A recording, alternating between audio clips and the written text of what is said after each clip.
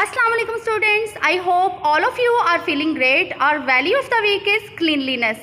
इसका मतलब है सफाई। प्यारे बच्चों, अल्लाह ताला भी साफ़ सुथरा रहने वालों को पसंद करते हैं, इसलिए हमें ना सिर्फ इर्द गिर्द के माहौल को साफ़ सुथरा रखना चाहिए बल्कि अपनी जिस्मानी, जहनी और रूहानी सफाई का भी ख्याल रखना चाहिए। Let's repeat some previous concepts about the Delhi Sultanate. My dear students, Qutubuddin Aibak formed the Delhi Sultanate in 1206, यानी बर-ए-सग़ीर में पहली इस्लामी सल्तनत की बुनियाद कुतुबुद्दीन ऐबक ने रखी। Then Khilji's, Tughlaq, Sayyid and Lodhis came into the power.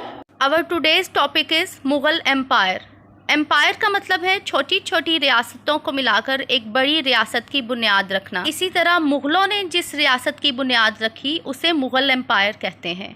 In 1526, the king of Kabul, Babur, marched into India with a well-trained army of only 12,000 men. India उस वक्त सब कॉन्टिनेंट कहलाता था, जो आजकल पाकिस्तान, इंडिया और बांग्लादेश के इलाकों पर मुश्तमिल है। स्टूडेंट्स, आपको जो इस मैप में ग्रीन एरिया दिखाई दे रहा है वो तमाम मुग़ल एम्पायर का हिस्सा रहा है। Babur was a brilliant ruler and he defeated Ibrahim Lodi in the plain of Panipat. Ibrahim Lodi dynasty का आखिरी हुक्मरान था और उसकी फ़ौज की तादाद 1 लाख के लगभग थी, लेकिन बाबर ने सिर्फ 12,000 आदमियों के साथ उसे पानीपत के मैदान में शिकस्त दे दी। In this way you can understand that Babur was the founder of Mughal Empire in the subcontinent. Babur died in 1530 and was succeeded by his son. यानी बाबर के बाद उसका बेटा हुमायूं हुक्मरान बना। But Humayun was a weak ruler who was defeated by an Afghan general Sher Shah Suri in 1540. Humayun lived in exile in Persia and recovered his kingdom in 1555 after the death of Sher Shah Suri. यानी हुमायूं को अपने मुल्क से निकालकर Iran में मुल्क बदर कर दिया गया, लेकिन शेर शाह सूरी की वफ़ात के बाद वो अपनी सल्तनत वापस लेने में कामयाब हो गया। हुमायूं's son Akbar was the greatest of all the Mughal kings and he ruled capably from 1556 to 1605. He expanded the empire and was known to be brilliant general who never lost a battle. Akbar ने 14 साल की उम्र में अपनी रियासत का इंतज़ाम संभाला और बहुत से नए इलाके फ़तह किए और अपनी सल्तनत को वसी करता गया। वो इतना काबिल जनरल था कि उसने कभी भी कोई जंग नहीं हारी। Akbar was followed by his son Jahangir who ruled from 1605 to 1627. After him came Shah Jahan who built the world famous Taj Mahal.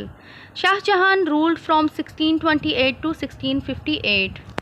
अपनी शाहकार तामीरात ही की वजह से उसे इंजीनियर बादशाह भी कहा जाता है। Then Aurangzeb took over the Mughal throne, यानी इसके बाद औरंगज़ेब तख्तनशीन हुआ and he ruled from 1658 to 1707. Mughal architecture यानी मुग़ल फ़न तामीर। In Mughal period, many great buildings were constructed and gardens were laid. यानी बहुत सी नई इमारत और बागात तामीर किए गए। And during the Mughal reign, the Mughals introduced a marvelous culture to the region. यानी मुग़लों के ज़माने में लिटरेचर, पोइट्री, म्यूज़िक और आर्ट्स ने बहुत ज़्यादा तरक्की की। Let's revise some key points of the topic. Students, Babur से शुरू होकर औरंगज़ेब तक का ज़माना क्लासिक पीरियड कहलाता है। Babur is the founder of the Mughal empire in the सब कॉन्टिनेंट।